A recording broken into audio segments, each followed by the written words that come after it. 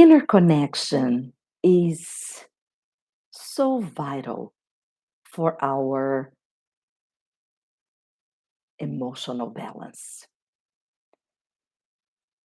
Life takes jack our attention, our focus, hijack us from ourselves, and we start being so into doing things and accomplishing and finishing stuff and having results and getting tasks done that we kind of get disconnected from who we are.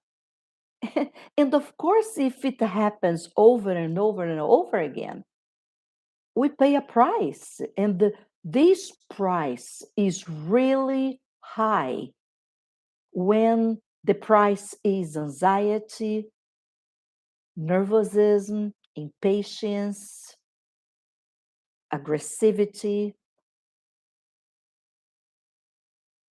and disconnection. You can't connect to, there is no place, no people, no moment that you feel at ease. And it's hard to identify because, as I said, life just hijacks your attention and your being, and you're there. You're not here centered and connected and whole and complete anymore. You're just in pieces. And if you are that kind of a personality that multitask, it's even harder because you have your attention spinning in two, three, four, five things at the same time. I'm not saying that you're not capable. Your life proves it is. But my question for you is it the healthiest way to live your life? Are you happy? Are you satisfied? Are you feeling content, fulfilled? Well, I don't want to feel guilt or anything like this. I'm just having here a conversation that takes you to a self questioning to go deeper what you've been doing with your life. Where are you going? What is really important for you? When you get everything you want, whatever it is, it's a marriage, it's a kids, and a house, and a new car, and that job, and go here and travel there.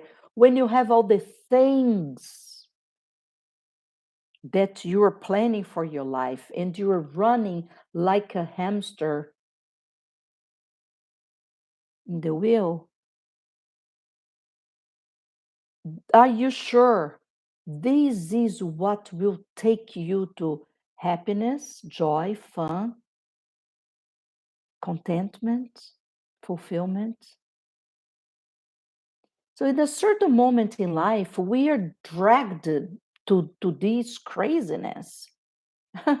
Hey, I'm guilty too.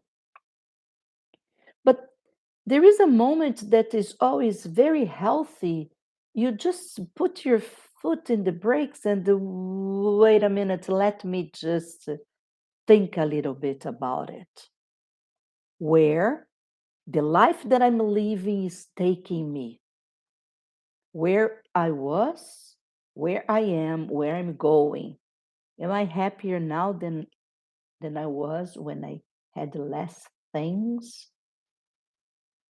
Am I happier now? Am I content now, more fulfilled now than when I had more time off?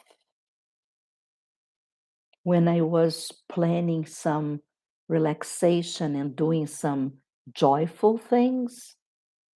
I'm not against wealth or against work.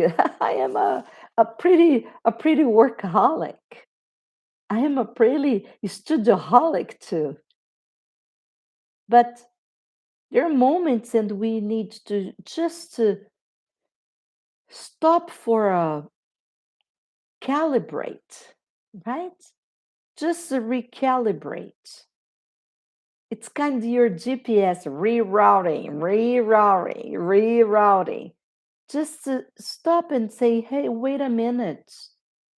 Where this life I am choosing to live, unless you have a gun on your neck, you are choosing it. Where this life that you're living is taking you. Are you happy? Do you even remember what the happiness is? Are you having fun?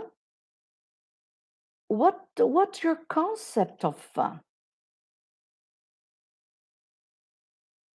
Some people have a routine of doing same things, and when I ask, yeah, it's fun. Okay, but you do this every Tuesday from 2 to 4.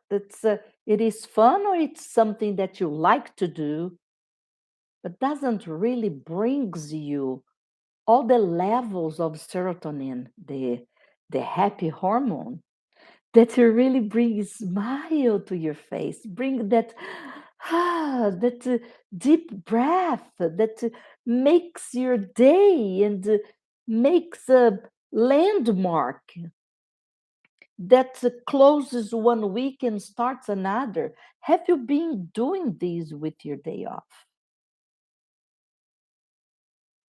So many times we don't even connect to what we are feeling. And I want to talk really briefly with you about those 60 to 90,000 thoughts we have per day, mostly bad thoughts, negative thoughts. And 80% of them are the same you had yesterday and will be the same you have tomorrow. And we get so entertained by these thoughts, and we end up believing in these thoughts so much that you think you are your thoughts are you, and they're not. Our thoughts are a script that runs constantly in our head, mostly from experiences we had, things we saw, images that we pictured during the day, and then it keeps running in our mind. So it's important to have a minute. I'm talking about 1 minute per day that you breathe, you quiet all the external stimulation, no cell phones, no phone, no nothing, and you get quiet with your eyes closed, very well seated, and you relax. Instead of being entertaining yourself with the thoughts that never stop, you just quiet your mind. And I'm not saying to control your thoughts, and I'm not saying to stop thinking. I'm just saying to do a decompress, breathe. And as you are able, and there are many exercises to do these well, just bringing to your attention. So you start to thinking. It's much more today an awareness of these exist and you are off. So start bringing you into this reality, this possibility, this way of living that will bring you much more satisfaction at the end of the day. And then you start being connected to your feelings. Our feelings have names. We have lists and lists of feelings, and usually we don't even get in touch with what we are feeling.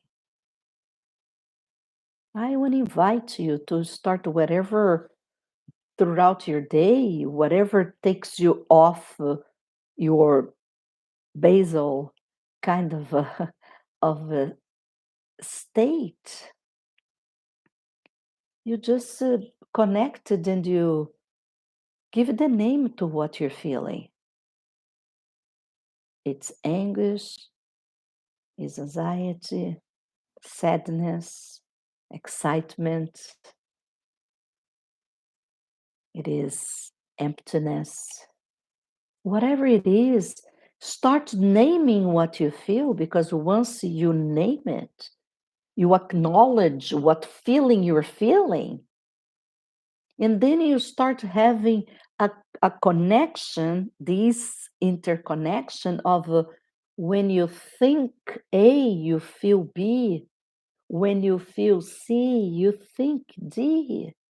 So you start learning how you can even interfere with one and the other and be more balanced throughout your day. For now, what I want to ask you to do is to breathe a couple of times a day, a minute. You can do as you brush your teeth. You can do as you're using the restroom, in your shower. You can have just that quiet moment where you're breathing and you're acknowledging which thoughts you're having. Just be aware of the thoughts, how many thoughts you are having, and just let them go, let them pass, and start identifying which thoughts are the ones that are more present. Hmm, those ones that come over and over and over again. And little by little, you see what those thoughts make you feel and what your feelings make you think. And anytime you get off your comfort zone, you just identify what you're feeling and what one connects with the other. And once you start establishing a circuit, you start learning more about how you react. You can start having you start more in charge of your mood, in charge of your breathing, in charge of your thoughts, in charge of your day, in charge of your reactions, because you are not in the default mode. You will be really in charge of your life, your being, having this interconnection, this inner connection of your mind and your heart. You'll be more on yourself. You'll be less susceptible to what people say or think about you, what external things can affect you.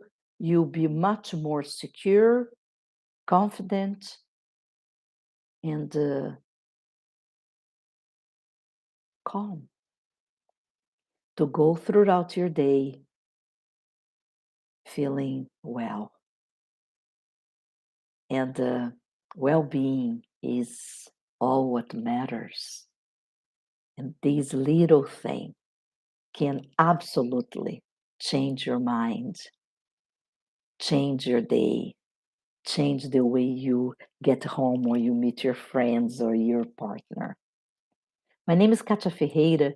I am a coach and a wellness coach and an educator, and I invite you to start questioning if the life you are living is exactly the life you really deserve to live, or if you need more, you deserve more. So let's hold hands and go together. Have a wonderful day. Bye bye.